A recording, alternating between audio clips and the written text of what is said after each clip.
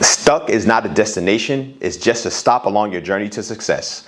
I'm Robert Nichols and I flipped over $50 million worth of real estate. And today I want to talk about how to get unstuck as a real estate investor.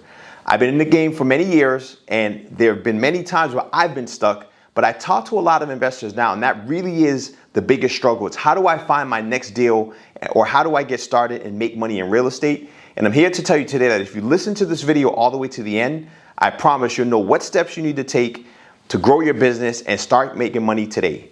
I'm gonna cover the top 3 mistakes or obstacles that get in the way of investor success and how to overcome them with tried, tested, and proven principles. Now let's get into it. So I wanna illustrate, guys, what stuck looks like in real estate, right, as an investor. So we're gonna talk about being stuck. This is super important. So a lot of times, this is your starting point, and this is the point where you hit an obstacle, you hit some adversity, you hit some struggles that you can't get over. You may have bought in your first deal and got stuck in the deal because you couldn't refinance and pull money out. I know a lot of you know what I'm talking about. And you're here kind of whining and crying and like, you know what, I got to stop. I got to wait. I got to go save more money to jump into real estate. But I'm here to tell you today, guys, that there are many ways to jump into deals and continue to grow your business and really take it to new heights. And this is really what the journey looks like, right? It starts here. This is where your learning and your true education in real estate begins.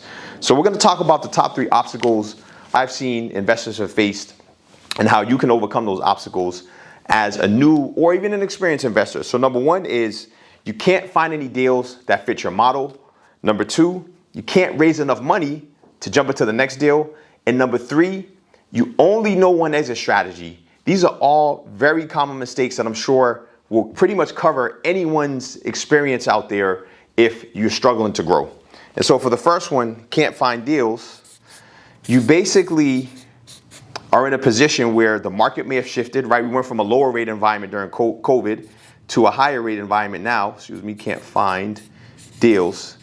And folks are struggling to find deals that actually make sense, right? You can find deals, but they just don't work. And so I'm gonna share a quick story with a new investor I'm working with now who had wholesaled a few deals. He's done some sub 2 deals, but he wants to jump into fix and flipping, and none of the deals he was finding would work for his model. And so I said, well, how are you finding your deals? And he said, well, I'm working with realtors who are investor friendly. I'm talking to other wholesalers and I'm jumping into those deals with them, and I'm doing some sub 2 deals, but I want to fix and flip. And I said, well, in order for you to fix and flip, you have to find deals with more meat on the bone. And in order to find deals with more meat on the bone, you got to reach out to sellers directly. And so I do a lot of trainings where people use PropStream, they list stack, they reach out to pre-foreclosure lists, probate lists, absentee landlord lists, and make the calls, make the connections, and start making money. We have a rule in my office, it's make contact, make offers, and make money. The more offers you make, the more money you make. But the key is you need to get in front of more sellers, and the easiest way to do that is by cold calling, texting, and reaching out to folks who have a high probability to want to sell, and those are distressed sellers. So that's the first thing. Number 2 is you can't raise money, right? And I'm telling you guys, this is a fallacy. I've been involved in many deals over the years, and when I first started, I was pretty much self-funded, and for too long I waited to raise capital. And this is really, to me, the most important skill you have to develop as a real estate investor. The minute you learn how to raise money is the minute you can take your business to any heights, any level you want to take it to. It is a skill that scales. I'm going to talk about how to do it. I'm going to write that down because it's really important, right? It's skill that scales. This will scale your business to whatever level you want to go to. So really, how do you raise capital, right? A lot of folks say, I don't have friends with money. I don't have family with money. And honestly, you need to first and foremost start talking to the right people. But most importantly, you have to build a team that makes it easy for you to raise capital. And who's on that team?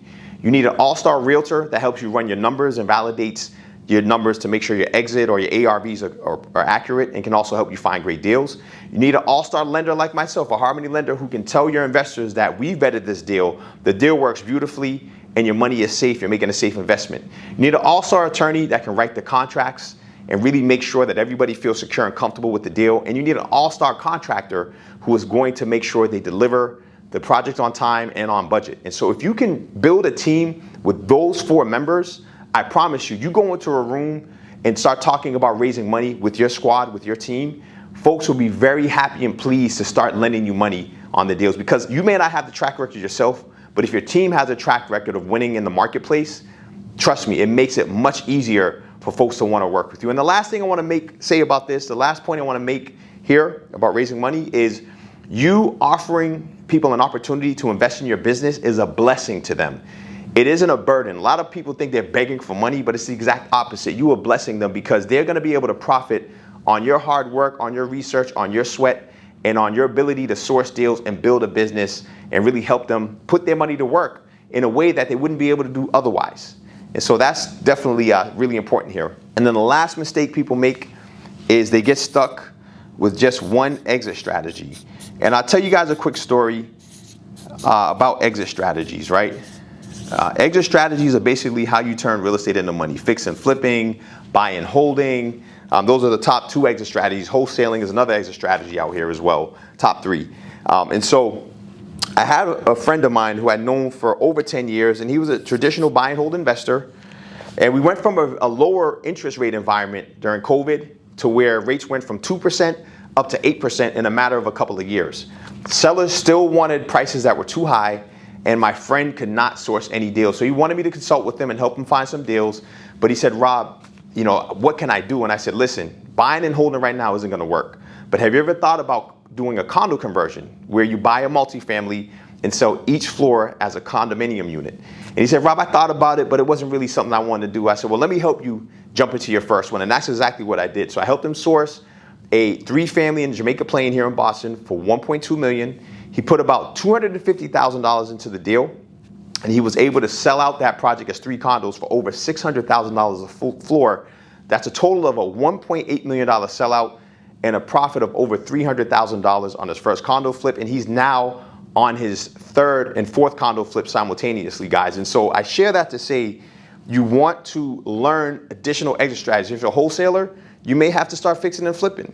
If you're a fix and flipper, you may have to start buying and holding. If you're a traditional buy and hold multifamily investor, you may have to explore condo exits, right? And so the point is you want to really start to become a proficient investor and develop the skills to win out here in the game. And I think that this is all great because learning is doing, right? Learning isn't just acquiring information on YouTube and talking to people and learning the game. It's actually going out there and putting these principles to practice so that you can actually learn how to do them and build a track record of doing them. But before you do that, I want everyone to look in the mirror and ask yourself, am I the type of investor who will commit to this, right?